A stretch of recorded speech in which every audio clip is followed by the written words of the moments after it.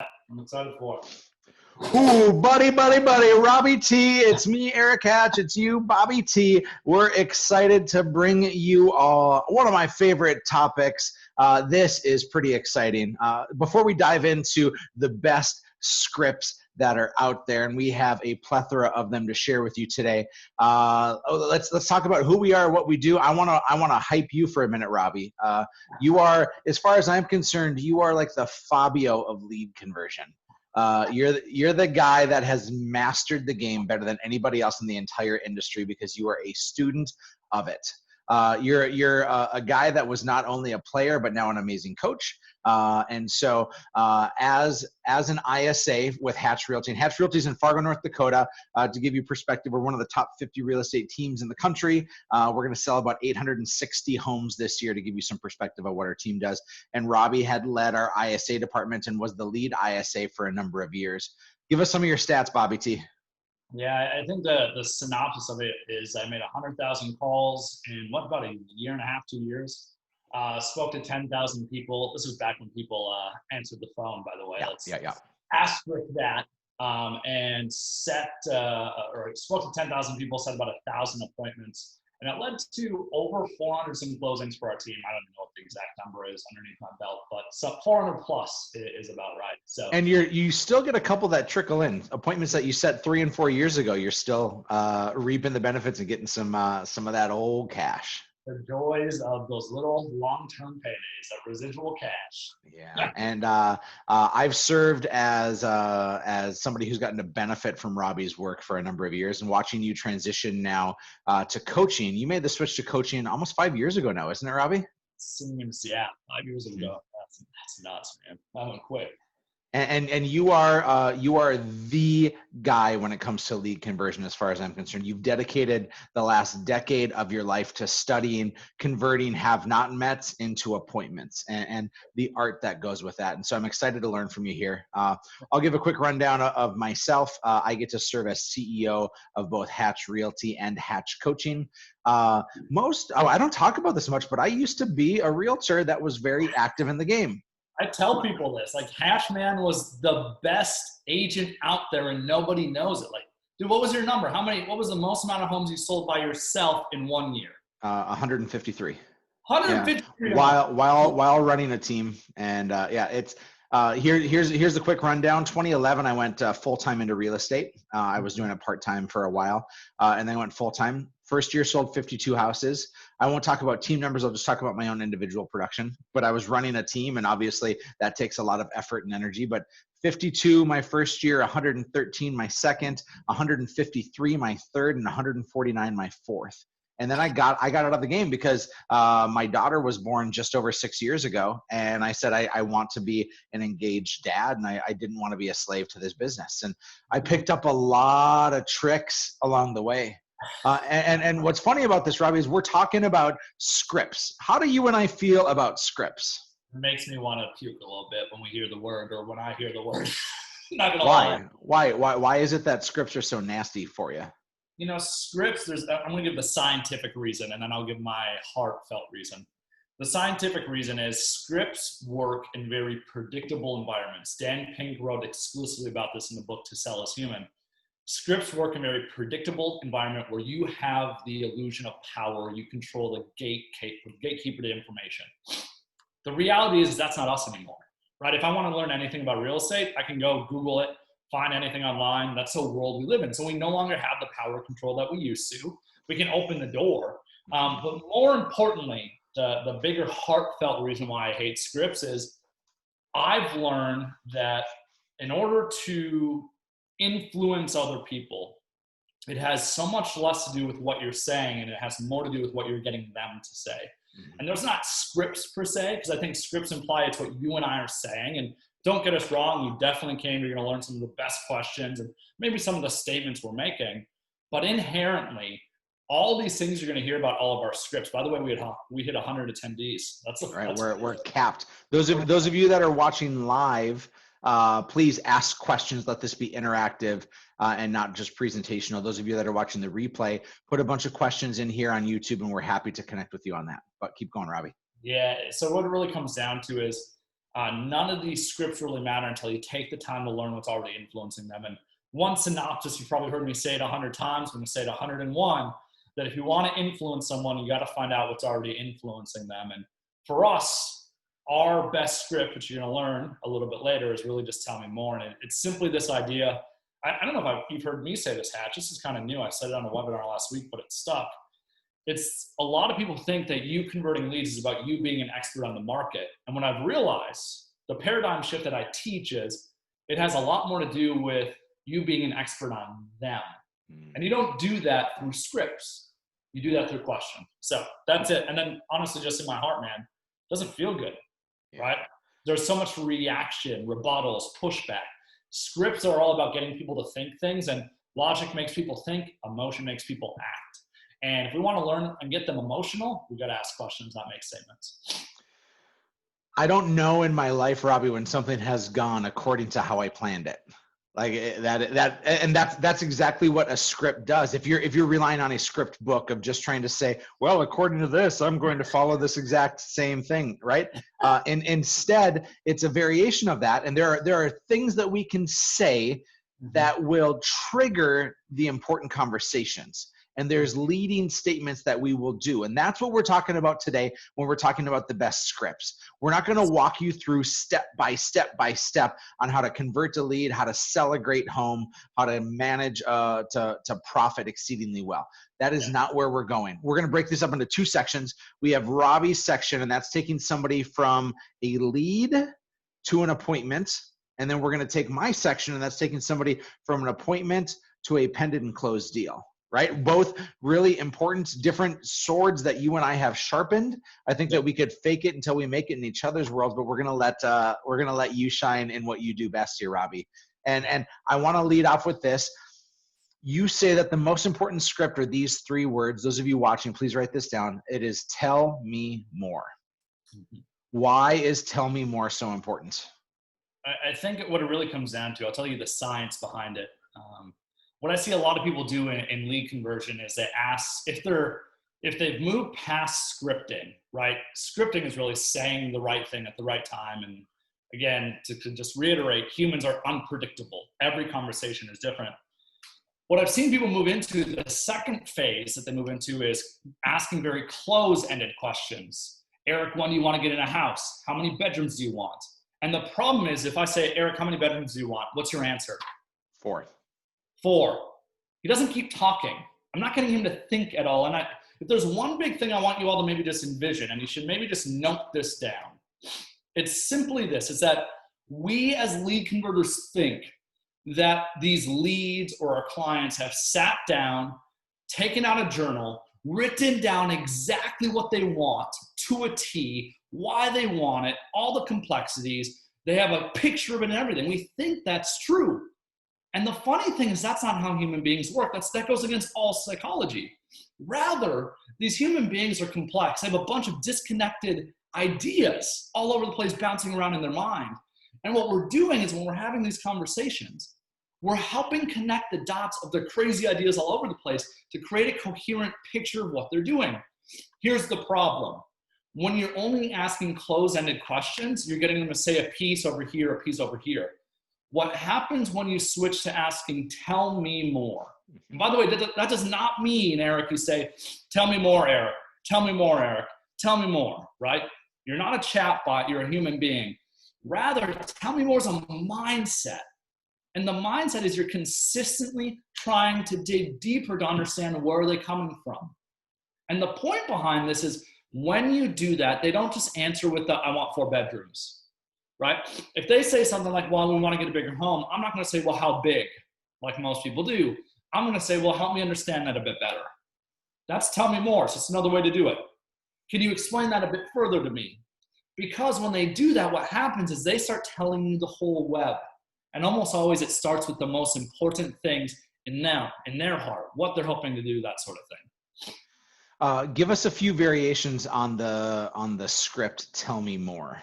Yeah, so let's start with number 1. Tell me more. The easiest one, right?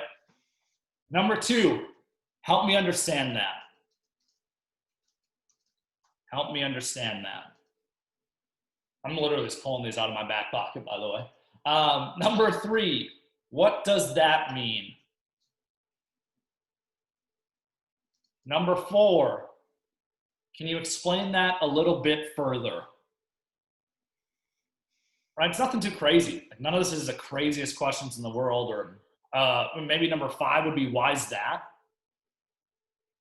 It's really just giving them space to expand upon what they've just said. So let's go back. Erik, how many bedrooms do you want? I say 4. Awesome. Why is 4 important to you? Why is 4 important to you? It's a simple question. Yes, exactly. Now we talk about the importance of forward, right? That your job in a conversation with somebody that you haven't connected with before is to hammer through forward: family, occupation, recreation, and dreams. By simply asking me why 4 bedrooms, you're finding out about family. Almost always. You're oftentimes finding out about occupation because people are working from home, or maybe they have some hobbies and they need an extra bedroom, or they love to work out and they need that extra space. And then now they maybe have another kid that they're planning on down the road, and they're talking about dreams. Like, a simple question of why are 4 bedrooms important to you knocks out the entire forward if you do it right. You just keep asking enough questions. Well, and the funny thing about that is there's some people on here that are going to say they've heard other prominent coaches or other people say that you can't ask why questions because they're judgmental. And nothing could be further from the truth, because judgment has everything to do with context, right? And the way I'm asking that question. Erik, if you say 4 beds, I say, well, why's that? I sound like a rude guy, right? It is absolutely. Way to not swear, Robby. You were very close there. I realize I'm not on a normal coaching call, or there'd be a word there. Anyways, what it really comes down to is its context. Basically, I think it's Chris Voss, I'm pretty sure that's his name, who wrote Never Split the Difference, one of the best books on understanding how to have conversations with other human beings in high-pressure situations and in negotiation. And anytime there's something at stake where somebody can walk away, that's a negotiation. This is negotiation, right? They can walk away from you, you can walk away from them. But it's all about inflection, right? And if you say, well, why is that? And you end going down in tonality, it's not from, if I say, why is that? That sounds way different than, well, why is that? Why do you want 4 bedrooms? And I think for me, what I've learned is asking it in a very informal fashion. Like layering in, what I've realized, one little thing I do hatch is, if I ask why, I'm gonna say, well, why is that? What's going on? Or, so you want 4 bedrooms, help me understand it a little bit better. So it's rephrasing and reflecting it and then turning into another question. Mary Ellen, one of our live watchers here, said this, and it's brilliantly written: the purpose of a script is to use it for practice, enough so that we have it ingrained, enabling us to listen rather than thinking of what we need to say next. I thought that was so well stated. Yeah, so many people, you don't recognize that if you're trying to say the script the whole time, you can't listen. Your brain can't multitask like that. It's just not possible. As odd as it sounds, like I think you and I we don't know what we're going to say when we're talking to people. No. In fact, you and I will do this entire hour-long video with like no prep, because it is so rehearsed. We have done this 1,000 times from 1,000 different angles that we're not following notes. We're not going through a checkbox, because it is that routinized. And the importance of practicing, not on your clients, but with your team members, is one of the most underwhelmed thing that exists in real estate, period. Watch this shameless plug. Like, we created a role-playing game because we saw a deficiency on our own team. That people went into role play and they just were like, I don't know what to do, so I'm not going to do it. We have almost 4,000 different role plays that people can work out here. And it's simply because we wanted to say that there's a massive emphasis on making role play a regular thing, that you practice, practice, practice. Autumn here says, never practice on your paycheck. Ooh, I like that. Yep. Amen. I like that. Robby, I want to jump to the next one, because I do want to give people some real takeaway scripts that you can use. Sure. I think there's a lot of situations when somebody on the phone or through text message says something along the lines of, I want to wait until summer to buy or sell my house. We hear that all the time, that people move the target to try to get that person off their back. I'm waiting till 2021. I'm waiting till the election is over. I'm waiting till summer. I'm waiting. What do you say in that situation? What I do is I tell them interest rates are low and they should go and buy a house. Just kidding. No, it doesn't work, right? Here's the biggest thing. What I do is when somebody says something like that, what I need to recognize is I need to understand where's that objection coming from and what's the root of it, right? Because there's always a story behind why I want to wait in some way, shape, or form. So if somebody's saying they want to wait till May, I'm going to say, okay, got it. So you're thinking about waiting until May, Erik. Help me understand a little bit better. What does that mean? Why are you thinking that? And here's what you'll figure out. When you just ask a question along those lines, usually one of two things happens. They will go down into one that basically separates people into two different pools. One are people that are legitimately waiting until May because maybe that's when they retire, right?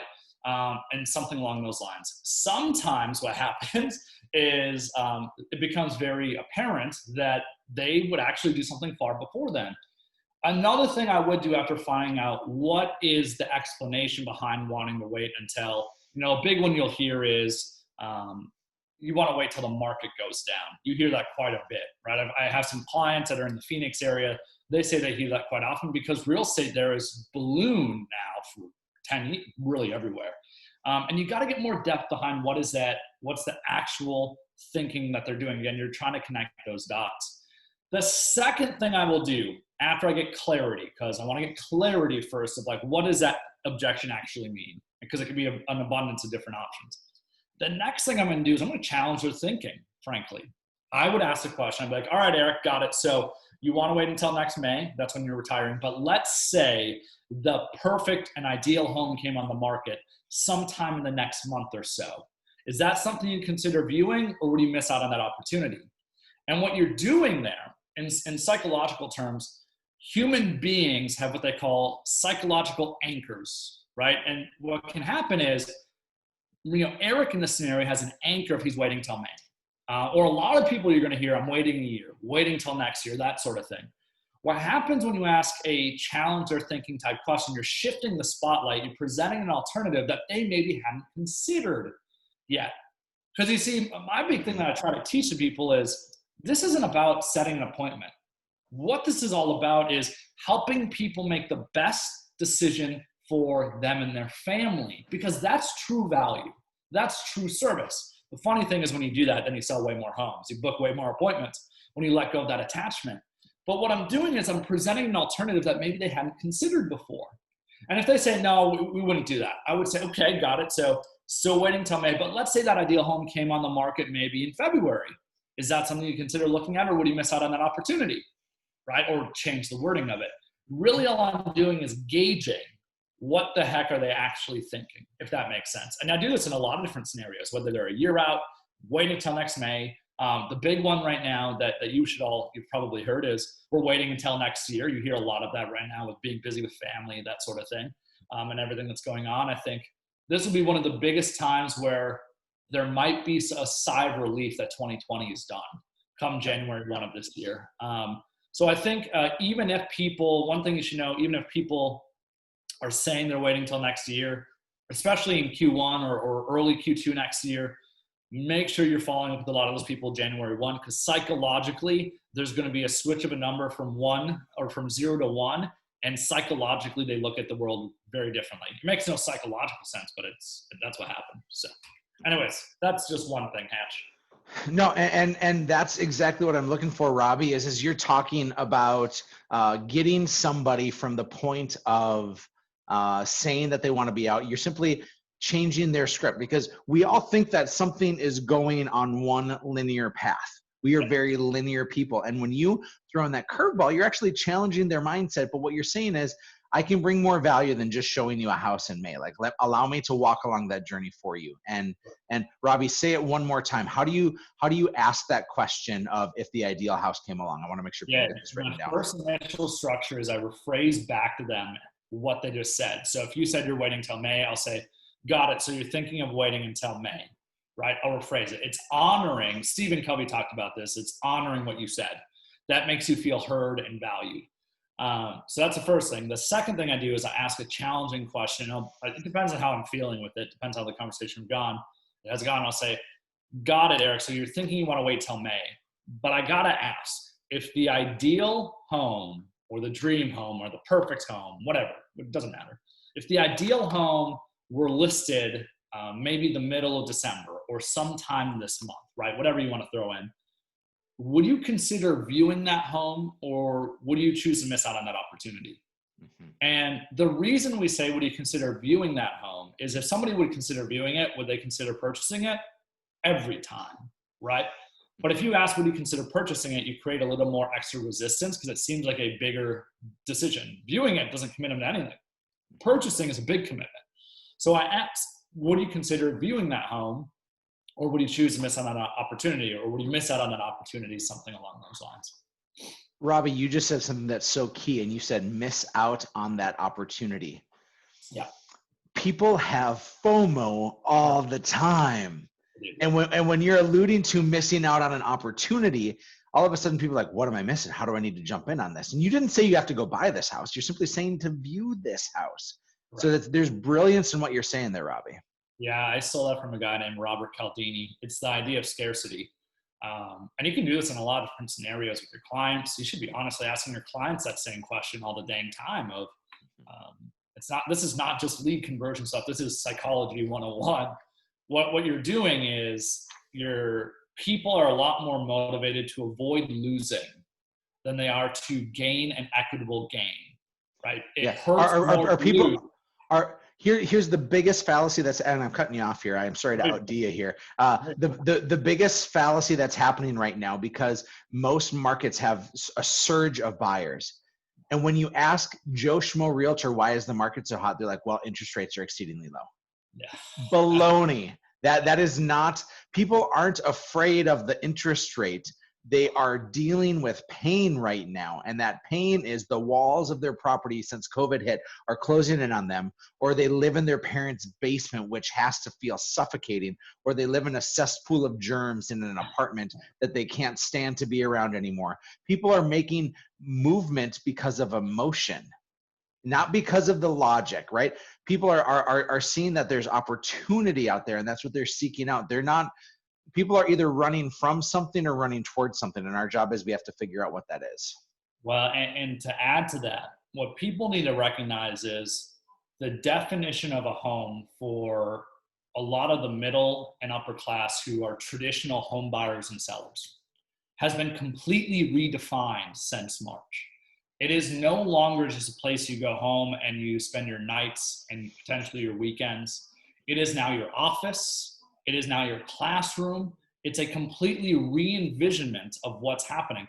Another thing that layers in that you're hitting on is the pain point of not being able to travel.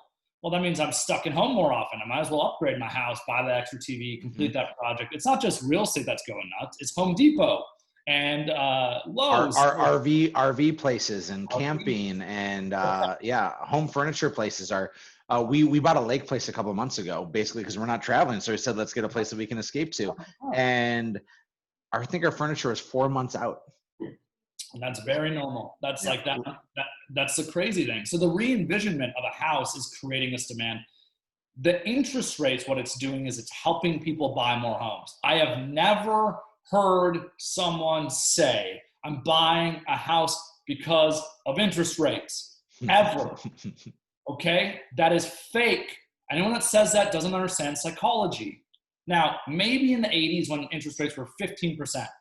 Rather, what people need to recognize is interest rates affect the ability to afford something. I can go buy more of a house when interest rates are low at the same payment. Now, that changes what I can purchase, yes. Does it change my motivation to buy a home? Not one bit.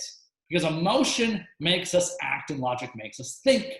The fact that I feel cramped in my house, it's an emotion. The fact that my kids are maybe in another room doing distance learning and my wife's at home working and I'm in my office, if I don't have that office, I feel cramped. That's emotion.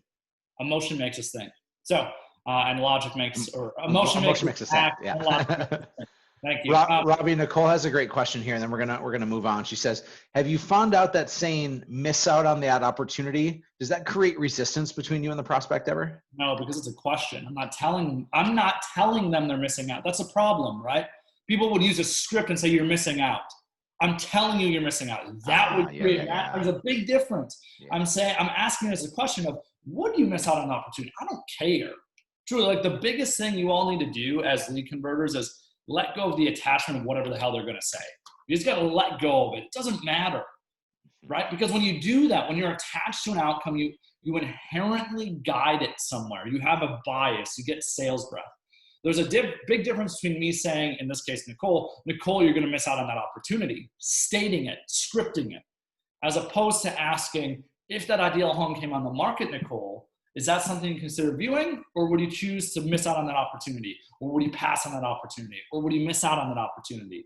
If I ask it as a question, there isn't judgment from me to them, if that makes sense. Write that down. That's gold, Bobby T. That's really good. Little inside joke there. Okay, moving on. Next up, let's say a Zillow lead, a Realtor.com lead, a pay-per-click lead, a forced registration lead shows up in your inbox, Robby. Sure. You call me and I actually answer the phone, which we're going to talk about texting here in a moment, but let's say I actually answer the phone. Sure. What do you say as your introduction? Yeah, so for me, my framework, whenever I'm calling a lead, it doesn't matter. Because I like to teach principles that help you no matter what, not just in one scenario, but I want to honor and reference maybe where they came from, where they were at in the journey. So a good example is if they were a PPC lead, I'm going to say, hey, Erik, saw that you were looking at some homes on one of our websites. I wanted to see if you're just looking for fun or to see if you plan on potentially making a move in the near future. If they're a Zillow lead and they were interested in 123 Main Street or a Realtor.com, let's go with Realtor.com for a moment. What I would say is, all right, Erik, or I'd say, hey, Erik, just was reaching out, saw that you were interested in 123 Main Street on Realtor.com. And I just wanted to reach out, Erik, to see if you're just looking for fun or to see if you plan on potentially making a move sometime soon. Now, some people are like, well, people always push back on it. They're like, yeah, I want to go view that house. When can I do that? What you all need to know is this, is you need to write down one simple truth. The person asking the questions controls the conversation. Mm-hmm. And I am unashamed to not answer questions at all, 0%. I will avoid answering a question all day long. Don't care about it. What I will do is I will turn your question into a question. So it sounds like, well, I want to go and see it. I say, great, tell me about that. What was standing out to you about that house? I will literally redirect the conversation because here's the big thing. A lot of you, what you do is you sense that they want to go and view it, you schedule a showing. You don't know anything about them. Nothing. 0%. None. You don't know if it's a good opportunity. You don't know if it's a nosy neighbor. You know nothing. What I would do in that moment, and by the way, I push back against, because Zillow says not to do this, even though we're the top converting Zillow team in the country. I literally tell people to push back against it and ask the question, well, what stood out to you about this house? Or were you just kind of interested in this place? Or are you thinking about buying a home sometime soon? We're doing something I call reframing. Most people have a conversation when it's a property inquiry lead all about 123 Main Street, right? Erik, when do you want to go see that house? What questions do you have about that house? And what happens is you talk for 2 to 3 minutes, you might schedule a showing, that's it. I instead am going to ask questions that get you telling me, what are you doing? What's going on? And of course, I might schedule that showing still, but I'm going to get a bunch more information first to make sure that you should be looking at this house, to make sure that makes sense for you. And more importantly, I think there's this addiction in real estate that you opening up a door is value. And what you all need to wake up to is this, is that it's not too far away that the real estate value proposition of opening a door is going to be gone. Whether it's the VR displaces it, whether Zillow has such a market share on homes that are for sale that they can get in there without agents, which is already happening. The reality is we've been seeing the erosion of agents being the gatekeepers of information now for 20, 30 years. It started when the book of real estate became the websites of real estate and I could see pictures online. And then the pictures actually got good because our phones can actually show good resolution. And now it's becoming videos and it's becoming virtual tours. The reality is if your value proposition is going out and showing a home, you're setting yourself up for failure. And the value proposition when you talk about real estate is, I'll give you more information about that house. Our conversations were transitioning to not just being about the house, but to being about them. And if you have a conversation about them, what they're hoping to do, what happens is your value proposition inherently becomes helping them get what they want. That's the shift, right? Going from talking about 123 Main Street, whatever the heck it may be, to getting, in this case, you, Erik, to tell me that you're thinking about buying a home and why, and going through everything we just talked about. So. Robby, we had this great question come across, and again, I want to walk through your script on this, and that is, no matter the lead source, I saw you were looking at homes online, or I saw you were looking at 123 Main Street, and then you say, are you just looking for fun, or are you considering making a move in the near future? Yep. What if somebody says, I'm just looking for fun? Great. Why is that, Erik? I'm just killing. I guess I'm just killing time at work. Browsing while I should be working. Got it. Totally makes sense. Are you all thinking about maybe making a move sometime soon? I mean, no, not for the next couple of years, I don't think. Okay. Could you see that changing at all, Erik, possibly? What do you mean? Could you see that changing? You said you're thinking about maybe a couple of years down the road. Could you see that changing maybe sometime soon? I mean, yeah, I suppose if the right place came around. Okay. Tell me about the right place. Look at that. Look at that. That son of a gun got me. Look at that. Take it away. Like, people try. It's not hard. Like, nobody just looks at a house for fun. That is the biggest BS in the world. Yeah. What happens through this is you're getting to truth so much quicker. What we need to recognize is one simple truth is that leads are scared of you because you're a random salesperson. They're never going to give you the absolute truth. More importantly, remember, they're a human being. Human beings are irrational, right? All the time. They have disconnected thoughts. Erik might have been thinking this morning that he was, just kind of looking for fun. He might be buying a home a couple years down the road. And then I asked questions like, well, could that change? And nobody's asked him that before. Really what we're doing is we're counseling people to the best decision. And I don't care. If Erik tells me no, I don't care at all. It doesn't matter to me. There's always going to be the next call, the next conversation. I just don't give up. Right? And the other big thing is when somebody says no, when I say nobody looks for fun, there's a difference, because when I ask this question, if Erik was truly just looking for fun, what he's going to tell me is something like, no, man, I was just, I'm in Minneapolis, so we're in Fargo, right? I'm just in Minneapolis visiting, and we were driving around some homes. I wanted to see what the prices were.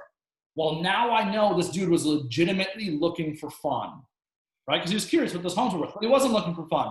He was driving around Lake Minnetonka. Shout out to all my Minneapolis area friends. And they're driving around seeing these beautiful homes. They want to know, is that like a $2 million house, $1 million, $500,000? What is it? That's legitimate. They justify just looking. So what a lot of people do is they hear just looking, they give up. I'm like, what are you doing? Ask another question. You got to push back on it a little bit. And Robby, yeah, go ahead. I just want to jump in because there's a great question here, and I know the answer to this because you taught me it. Chris asks, do you stay cognizant of the amount of time you're spending on each live call conversation as you're building the rapport? And Robby taught me this. He taught me about the danger zone. Please write this down because this is imperative. The danger zone on a phone call is when you get off that call and book the appointment between 3 and 10 minutes. 100%. Yep. Because you are jumping through and abandoning the rapport building, the curiosity approach. You're walking away from that excess value that you're providing for someone by actually building that relationship. Yeah. We watched when we would book appointments in that first 3 to 10 minute time frame that the no-show rate was exceedingly higher. And some of you have massive pain with no-show rates, whether the appointment is in your office or at the home. You have massive loss that's happening there. And you say, Robby, that when that clock strikes 10 minutes or so, you've done a sound and great enough job. Now, for the high Ds of the world, you maybe won't go 10 minutes, but for they're the exception. Yeah, they're 5 minutes. But that's 10 or 15% of the population, right? Three that lead with it. More importantly, the funny thing, Hatch, is a lot of people think Ds won't talk, right? They think, oh, D won't tell you anything. That is fake. D's conversations go so much quicker because when you ask the right questions, D's tell you everything in 2 to 3 minutes. They just boom, boom, boom, boom, boom. They burn through it. They're direct. Other personalities, they tell it in little unveiling pieces over and over again. Robby, we're gonna move to the next question. I want to talk about text messaging, okay? Because 70+% of our conversations in the ISA and lead conversion world now are begun through text messages. It's probably higher than that now, but yeah. Yeah. How are you communicating well through that? What does a good text message look like, and what does a bad text message look like? Well, let's talk about your text messages that you're sending that won't go through. The reality is that there's a lot of people that think that the way you send text messages to procure business is you give people information in text. Not true at all. You're actually, if you're sending out sales or marketing based information in text message, there's a high likelihood that your messages are going to go undelivered. We're seeing this happen in Sierra. We're seeing it happen in FUB. We're seeing it happen in Boomtown, Commission Sync, everywhere, where the carriers are finally cracking down on what they call sales or marketing. See, there's one guiding piece of thing, or there's one guiding rule with texting that carriers want. It's they want people to be having conversations via text, not sending spammy marketing information. Stop. Yeah. A text message is for a conversation. It is not for distributing information. Correct. A couple of sentences at most. If you're delivering something that has to be sent in more than one message, you're doing it wrong. You're done. They'll actually, that's one of the big red flags that will undeliver your messages. Yeah, that's exactly it. It's conversational. Your messaging needs to be conversational in nature. Well, here's the thing. What's more conversational? Me sending you statements, sending you links, or is it me asking you a question of if you're just looking for fun or thinking about making a move sometime soon? That's conversational. The funny thing is there's this really funny thing that's happening. Our approach is not changing, whether we're talking voice to voice or we're texting somebody. We're doing the same thing. We're using the same principles. All that's changed is the medium. The medium used to be me sitting here talking and talking. Now it's just me texting. We're still mirroring and matching. We're still asking open-ended questions. It's still the same ideas. It's just frankly done in a way that's written word. Now, the unique thing, that the barrier that people have in their mind is, oh my goodness, I can't have a deep emotional conversation via text. People don't want to do that. I guarantee you, if somebody's under 30 years old, they're more comfortable doing that. Heck, a lot of people are a lot more comfortable texting about their divorce, their debt, whatever the heck they're going through, than they are talking about it. And the Gen Zers right now that are coming up, Robby, you use your brothers as examples all the time because they're like 24 and 22 years old. Yeah, and they don't know how to have a face-to-face conversation. They only know how to snap it, and they only know how to send it in a text. They don't want to. Like that's just not how they're hardwired. And they don't answer phone calls. Any parent on here that has a 15 to 20, 25-year-old kid knows their kids don't answer their phone. When they call their kids always text them a minute later or immediately afterwards saying, what's up, Mom? What up? Yep. Yeah. What up? Every time. Every time. Parents will guarantee you there's somebody out there like that's me. So Robby, I know that we wanted to try to cover both sides of it, and I can listen to you talk because it's just so fun to watch your brilliance, dude. And you and I have the same approach on things, but we've worked our craft differently. So we're gonna pivot. Robby's has been about how to convert the lead. Now my stuff is going to be around how to essentially try to work with those clients when you're front facing, some things that you can do and set up. And I want to name this, similar to Robby, is I think that the crux and the core of all of this is it's about the relationship before you ever go into anything else. And if you're not establishing that relationship and getting that rapport, you won't win the business. Maybe you will win the business, but the likelihood of you getting referrals and you playing that long-term game is slim and none. And so I want to say this is that if you go into a listing appointment, if you go into a buyer consult and you don't win it, it's not because of your commission and it's not because of your transaction fee. It's because you got out relationshiped. Amen. And that's it. Because you got out relationship. The other person cared so deeply about connection and you ran over them. I want to go back to 2012. I had my first assistant that I had hired, her name's Kim. She's now, she's running like an entire market center on the East Coast. Super proud of the growth that she's had. And Kim referred me to somebody that she was in the military with. Sure. And I walked in with my iPad 2 and I set it down and I said, hey, I'm Erik. And I went through a presentation. Wait, you owned an Apple product at one time? One time, and it felt gross. I felt dirty. That's all I care what you said. Yeah. And so I sat down, I did my presentation because I assumed I had the business because Kim had the relationship. And I didn't have the relationship. I went through and I gave him my PowerPoint presentation on my iPad 2. And I'm like, so do you have any questions? He's like, no, I don't think so. I'm like, all right, well, you ready to sign? And he's like, I'll get back to you. And I'm like, okay, cool. And I just assumed that. And I drove back to the office. And by the time I got back to the office, I walk in and Kim goes, Erik, what the hell did you just do? I'm like, I crushed an appointment. Are you kidding me? I had this perfectly laid out, scripted, role played out thing. And she's like, no, my guy hated you. Hated me because I went in, I didn't mirror and match. I didn't build a relationship, and I only went through the things that I had practiced, and I paid no attention to relationship building. So before you dive into any of this, it's all about the relationship. It starts with Robby, and then it transitions over to the sales side. So that's the first piece. Can I add one piece of that's really important, Hatch, is a lot of people think, I had a call with a really great team, and we were talking about this right before it, and a lot of people think that if an ISA has this really great conversation and they hand a plethora of information over to you, that when you walk into that consultation, that appointment, whatever it looks like, that you can just speed past all that stuff. And the reality is you can't. You have to re-engage a lot of those same ideas because Erik is not me. Mm-hmm. They may be attracted to Erik because we had a really good conversation, they trusted me, but they don't trust Erik yet or the other agent. They need to take, and this is the funny thing, is the first 15, 20, 30 minutes of your consultation when you're sitting down, it's just going back through the same things, but when you're in person, they're going to tell you more. It just happens every single time.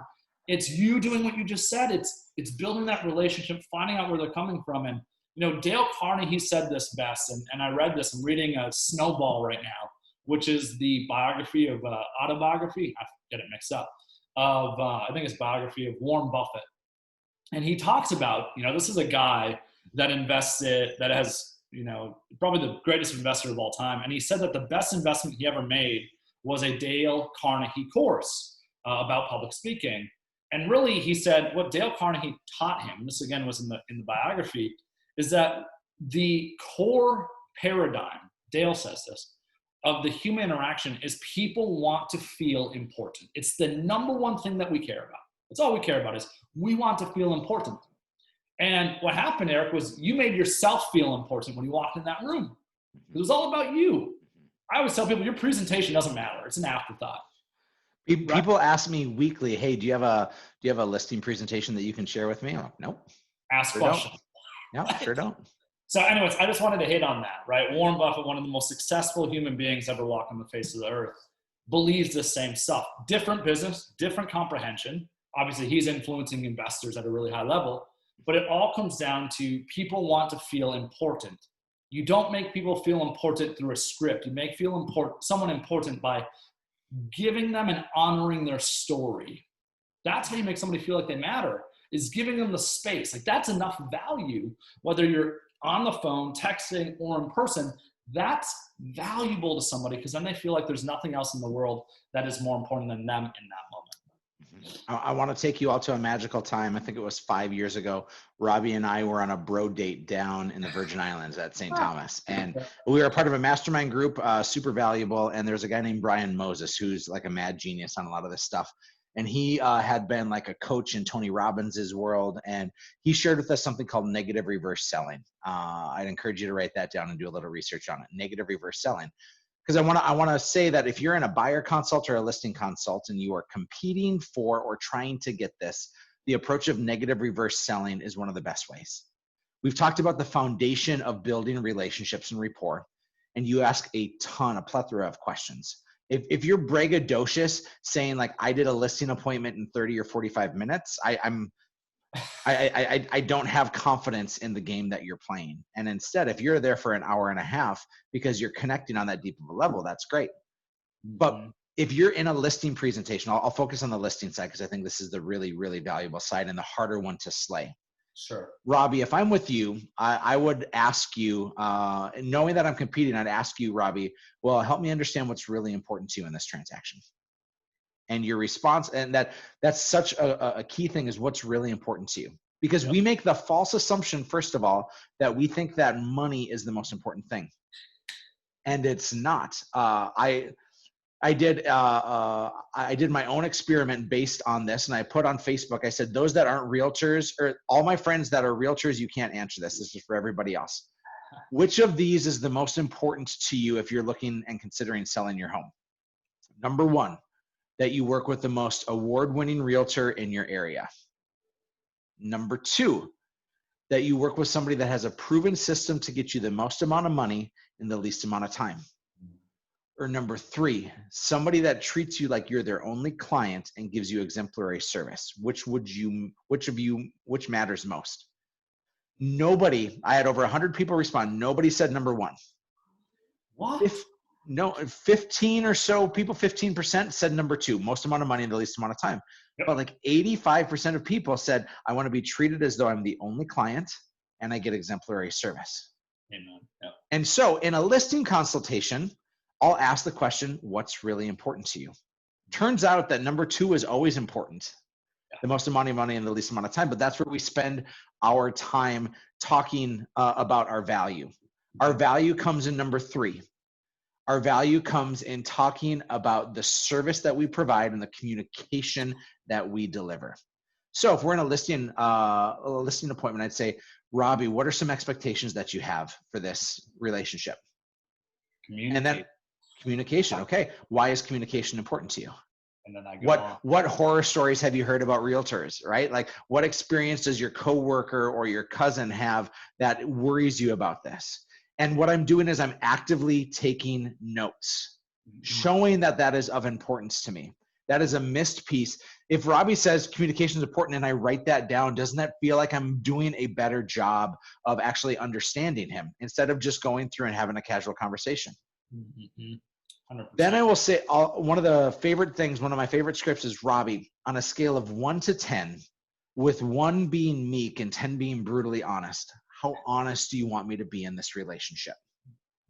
And what's amazing is we as realtors are so trepidatious of losing the business for fear of telling people the truth. I have a client and friend of mine, his name's Greg. He's probably bought 20 investment properties with me over the years. And Greg had screamed from the mountaintops. He said, Erik, I love working with you because of your ability to try to talk me out of homes.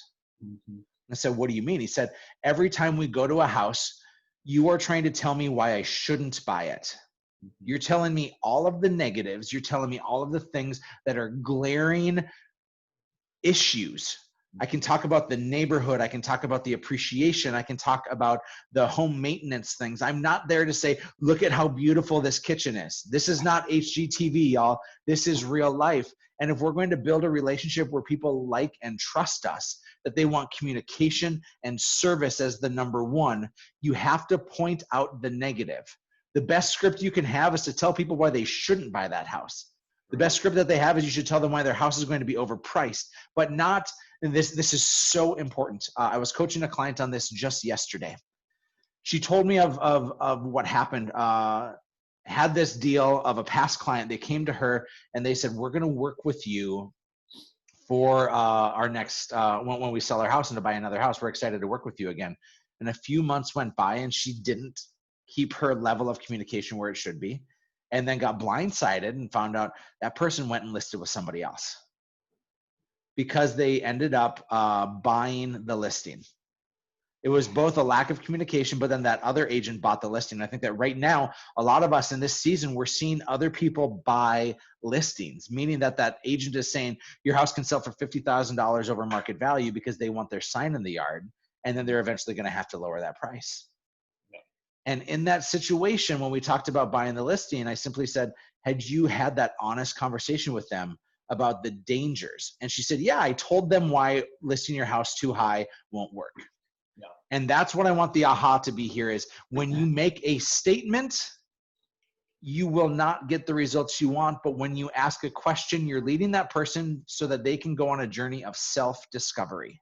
Yep. Your job in these relationships and being a great quote unquote salesperson, which is actually a service job, is to help that person to self-discover. When I tell Greg the things that are wrong with that house, he's now going to make an educated decision, and I actually brought value as a realtor, not as a door opener. And in that listing presentation, when we talk about, if I said to you, Robby, understand that right now this market is really hot. What do you think will happen if we price your house $50,000 over what I think the market value is? What do you think the consequences are, good and bad? Yeah. And then I start thinking. And he may say, well, maybe it'll sell for 50,000 more. And be like, awesome. I want that for you too. Great. We have the same goal. Now we're on the same team. I'm not competing against you, telling you, Robby, you shouldn't be an idiot and sell your house for $50,000 over the asking price because it won't sell. And some people, I think the genius of what you're doing, Hatch, is you're asking questions instead of making an assumption that that's what matters the most. I think that's where the genius is you're adjusting in real time, because some people might say, I want to go at 50,000 over, and I can't sell at less than that. Well, that's a totally different conversation than if I need to sell because we found our dream home, and it goes down a different path. So can I ask some questions, Hatch? Because I think you're crushing on transition quick. But let me. I just want to finish my thought on Brian Moses and negative reverse selling, because I didn't wrap that up. Cool. So negative reverse selling is essentially asking so many questions that person is now saying, these are the things that are important to me. And when it is time for you to close the deal, and that's always the hardest part, because asking the questions can just be a natural relationship piece. Yep. When you get to that point, what I'll say now is, Robby, I heard you say that it's really important to you that you have a company that has exemplary marketing because you have a unique home. And I also heard that you said that it's really important that you have service at the core of this, and that communication is of the key. Sure. And I heard you say, right, you're repeating all these things that you took notes of. Yeah. And now what I'm doing is I'm actually setting myself up, because I know the answers to those questions that he has. And the answer is me and us. And so the core logic of negative reverse selling is getting the other person to say what they want. And like if I'm McDonald's and I say to somebody, is it important to you that you have a meal in your car within 90 seconds? And is it important that you get something at a great price, right? Like, well, it turns out McDonald's has that for you, right? It turns out you're gonna have gut rot, but still, like that's the goal of any great relationship and any great sales technique. But there, I concede my time back to you, Robby. Well, that's killer. I want to make sure we figure this out, because I think you've gifted people some brilliant insights into, I'm in the room, I'm having this conversation. How do I learn about what they want? We're creating boundaries. You're finding what they don't want and what they do want. At the end of the day, I'm sure the 100 or so attendees plus the people watching this webinar want to know, how do I get these people to sign a contract and commit to working with me? One of the big things that we emphasize is also getting 7% listing commission. We hog 4 and pay out 3 traditionally. And then we do an admin fee in a lot of cases as well. So I think I want to ask you, how are you putting a bow tie on all this, where you're transitioning from everything you've learned and now getting them to commit to working with you instead of somebody else, especially when you're competing, getting 7%, especially in a hot market where people are willing to do it 5 or 6% and put a sign in the yard. And then how the heck are you able to do it and get that admin fee as well when maybe some other people in the market aren't doing that? Yeah, great questions. And this will be our final piece. Those of you watching the clock here, we're going to try to get you out of here in 5 minutes or so. But a lot of things that you just asked, Robby, and I will tell you this is, I think it's imperative that when I switch gears, I will tell people that I'm switching gears. So as I've gone through the relationship piece, I live there and only there. I'm not trying to present anything. It's just a relationship building. So what I'll do is I'll say, this seems like maybe an appropriate time that we can switch gears. And I want to be able to walk through this with you. And so here's what this relationship looks like. I'm now identifying my commitment to them, and I'm identifying where we get. That's the typical listing presentation that people are looking for. But when it comes to the commission piece, I'll go through it as if I am as confident as the day is long. Because if I'm not confident in my listing commission, I'm never going to be able to retain that. And so our market standard here is 5.5% to 6%, and we collect 7 on a whole lot of them. So Robby will ask me as we're going through, I'm presenting to Robby, and I'll say, here's what we're going to do. Here's the people that are going to be in communication. Here's what we can expect through this experience. And here's where I'm going to live and my team members are going to live, right? I'm teeing people up for success. And then I'll say, I want to make sure that I'm clear on everything. And so let's go over all the fees that are associated with selling a home. Selling a home, you have your closing costs, you have your transaction fees. That's where we charge the $495.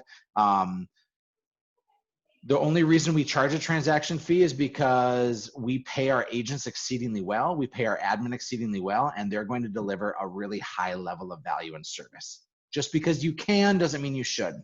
If you are extraordinary, you can charge an extraordinary amount. And that's super important to pay attention to. Is just because you can doesn't mean you should.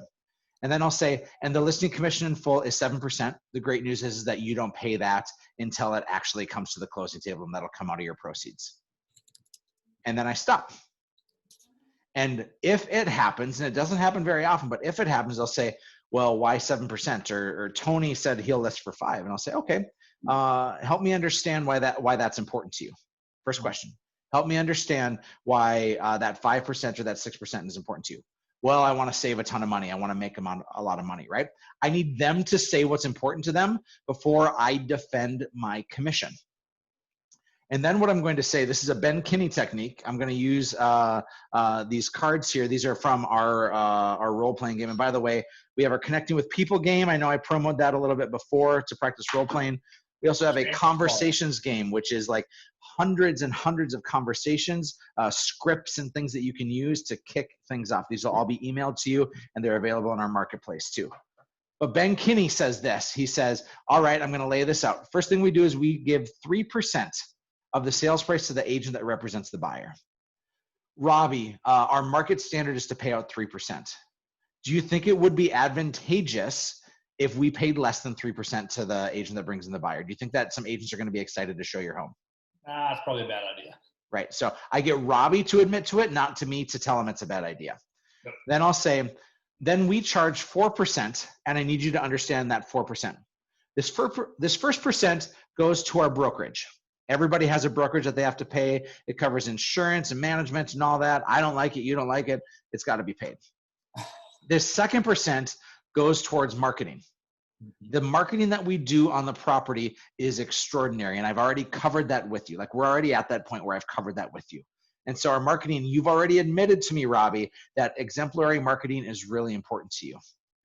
Then you told me, Robby, that servicing is of the utmost of importance, that communication matters a lot. And this covers all of our staff members to make sure that we don't drop any balls. And this final piece here is for the profit that I'll make as your agent. Now, I don't make this until your house actually sells, so it's a gamble for me if I make this. And then I'll tear it in half, and I'll say Uncle Sam comes in and takes his part anyways. And so, Robby, when you have somebody that says that they're willing to do it for 5%, they're paying out this 3. Which of these 2 are they letting go of? Because guess what? They have to pay their brokerage. So which of these 3 are they going to let go of? Sounds like they're probably going to let go of the marketing and the service. Okay, and so you told me that those were really important to you. Do you see why it would be detrimental to you if you actually went that route? Because you told me how important those things were. Shit. Oh, dang, I swore on the webinar. Dang it. 59 minutes in, and there it goes. So what we do, though, is we, of course, will negotiate. We start with 7% plus the $495 transaction fee. We then will go down like a feather. So we'll go 7% without the $495, 6.5 with, 6.5 without, 6 with, 6 without. And so we give 6 negotiation points for our listing agents. And guess what? They are making hand over fist so much more money because that extra percent feeds their family in a really great sort of caviar way. Look at that. I thought you were going to be rusty. I felt a little rusty. Let me say this because we are plumb out of time, folks. If you haven't done so yet, please subscribe to our YouTube channel, Hatch Coaching. We are doing webinars weekly, and we're trying to throw great information out there for you. We have some amazing trainings and classes. We have free stuff. We have stuff you can buy. We're simply just trying to provide a ton of value for people out there. So watch your email. We'll send you a replay of this as well as some links to some great resources for you. Robby, final thoughts. I think you crushed it. I think just the final piece is make people feel important. Everything you just did there at the very end of the 4 things, the power of it was earlier I told you marketing matters. Earlier I told you service matters. Yep. It starts. None of the scripts or any of the stuff you're learning from us matters unless you're learning what matters to them first. Mm-hmm. When you want to influence someone, find out what's already influencing them. And it's not about us making money. It's about them getting what they want, going through, because they said service is important. They said marketing is important. The last thing we want is we want them to go work with some crappy agent who undercuts commission, and now they go through this headache of a process. I think that's really key to understand.